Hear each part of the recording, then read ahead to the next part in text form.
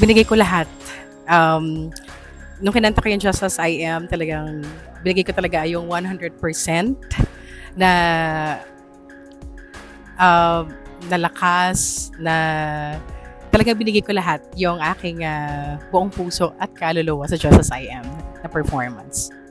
Charot, grabe, hindi ko na-expect na yung performance niya, talagang magkaiba kami ng kinanta. So, nakakakaba kung ano yung magiging decision ng mga Clash fanon.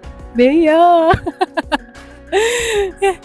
Grabe din yung performance ni Bea, pero hayaan na natin ang Clash panel na mag-decide kung sino ang tutuloy sa susunod na laban. Pero hindi ako magpapatalo.